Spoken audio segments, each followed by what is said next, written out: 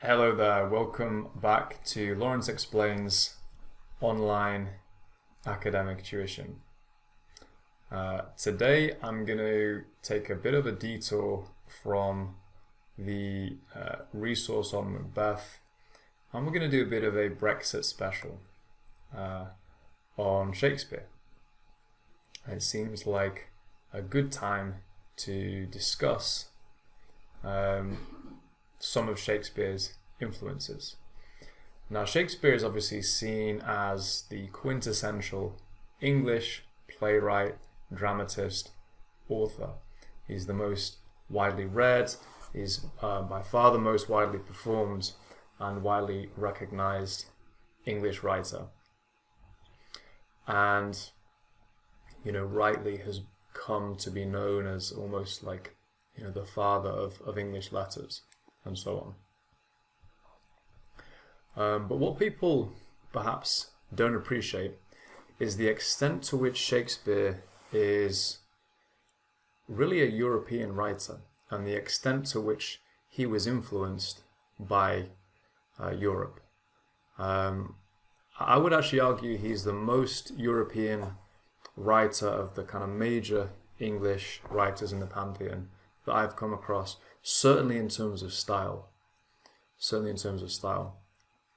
that's something we're going to look at here today, because I think it's important to see how deep this influence was. So the first thing I would just point out, I've done this in other videos, is that Shakespeare was educated in a way nobody is educated in the modern world. He was educated in Latin and Greek, rhetoric, and in the classical texts from being very young, and was completely steeped in Roman, Greek, specifically Athenian culture from childhood. This really was the way that young people were educated in England at the time, or those that had the means to have an education, and also in other countries around Europe from the Renaissance, really. And the idea was basically that when these texts were rediscovered, it was kind of realized, well, Europe has sort of been languishing for the last 1,000 years, and if we look back to Roman and Greek civilization, they were further ahead 1,000 years ago than Europe was in 1400. So the idea was to kind of pick up where the Romans and Greeks left off, and by and large that was pretty successful, to be honest, as a game plan. So Shakespeare was deeply influenced. His thought process, his entire knowledge base, and his kind of use of language was deeply influenced by modern day, obviously Italy and Greece, but Roman and Greek. In terms of his writing style, obviously he was an English writer, but his style is an incredibly Latinate style. He has a flexibility in his constructions that I've not seen in many other English writers, and the reason he has that flexibility is he kind of bends his English to a more Latinate style. In Spanish, you have that flexibility often of word order that you have in Latin. We don't have it to the same level and the same extent in English, but Shakespeare kind of manages to bend his English into this Latinate style, and that allows him an incredible finesse in his expression. And so that's when I said earlier, he's the most European writer in terms of his style that I've read in English. I would hold to that, and if you can, I'd be fascinated to know if there were other writers who had maybe an even more Latinate style, but certainly Shakespeare is one of them. Maybe Wilde, you would also say, has quite a Latinate style, and I think again that comes from his education, but certainly Shakespeare's style highly influenced by Europe.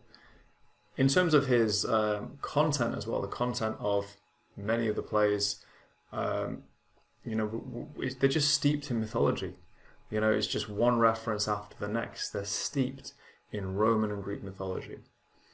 And then finally, the verse form itself, iambic pentameter, that was initially a Latin verse form, and it is kind of transposed through Europe and ends up being adopted by Shakespeare and his contemporaries. So the verse form itself was also originally European. So when you think about that, the verse form, the kind of the writing style, and then much of the content as well, it's a very, very cosmopolitan picture that we see. Okay, next up, just briefly, I'll just mention a couple of his influences. Petrarch, we know for a fact that Shakespeare was influenced by the Italian poet Petrarch, and quite deeply, I would say, in his work. Some people view Petrarch as like the real originator of the notion of kind of romance, courtly romance, all these heady ideas that we see it play out in Romeo and Juliet, and also in some of Shakespeare's own poems. Next up is Montaigne, the French essayist, philosopher, who was published in England at the time, and there are quite a number of different segments of Shakespeare in which we see a really obvious, I would say, connection to Montaigne's thought. In some cases, like entire chunks of text are kind of taken from Montaigne and transposed into the plays. So we've got this great kind of stylistic, romantic, and then kind of philosophical influence coming in from Europe into Shakespeare's work and enriching his work. Next up, in terms of the location of the plays themselves, this slide is basically a map with the location of all of Shakespeare's different plays. And as I was going through it, just looking at the plays and their locations, it's not until I think it's the 7th or 8th play that Shakespeare actually locates one in England. Before that, they're all in Italy, Greece, France, etc. So we've got Denmark, Egypt, Turkey, Austria. So Shakespeare situated his plays in Europe and kind of these exotic countries for his audience. So that background, that atmosphere really impacts and kind of sets the tone for many of his plays. So again, that's another thing to think about. Shakespeare wasn't writing about Stratford in his plays. Most of his plays are these kind of grand metropolitan settings.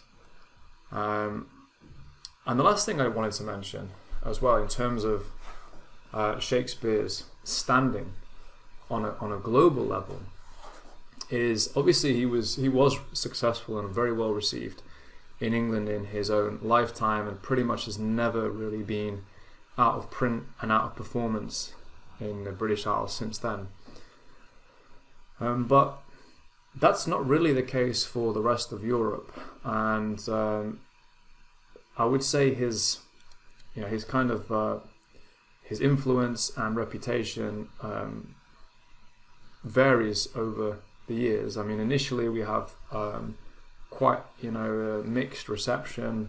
Not too long after Shakespeare's death, the Enlightenment writer, philosopher, polemicist Voltaire, who was really positively scathing about much of Shakespeare's work, with the translation here of some of his words: a savage, the words of a babbling drunk, and he describes his work as a dunghill. He is more complimentary at certain times, but overall he was pretty scathing, particularly as he kind of gets to the end of Shakespeare's body of work. So it was not really well received on the continent, I would say, for quite a long time. And it's not really until Victor Hugo in the late 19th century really kind of gets hold of Shakespeare and really champions Shakespeare as a playwright, as a writer, that the stock of Shakespeare, at least in France, kind of really rose, for him to be seen as this elite, genius of a writer that we in kind of England saw him as. And Victor Hugo at the time arguably was the most influential writer in the world, and certainly in France. And this approbation went a long way to boosting Shakespeare's profile, and that energy carried on into the 20th century. And really the rest is history. After that, Shakespeare's work continues to spread.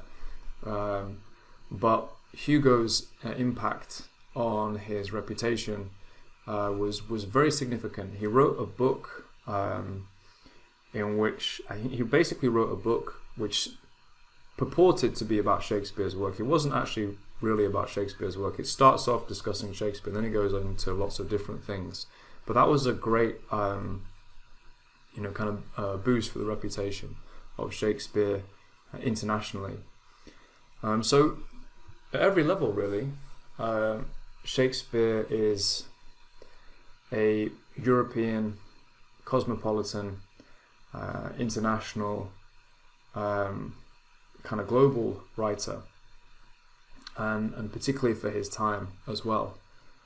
So that's just something to think about. One of our great writers, arguably our greatest writer, was arguably the most influenced by European language, culture, philosophy, thought, criticism, and history. And I can't really think of another English writer who's more influenced than Shakespeare. The only other one who springs to mind would be Wilde. Obviously, he's Irish, but he's the only other one that springs to mind, who also was a tremendous stylist as well. So that's something just to think about. We're moving now into a new phase, but it's something maybe to just take away that the influences, forgetting about politics, but the influences in art and culture are really, really significant across the continent, and I imagine that will still continue to be the case.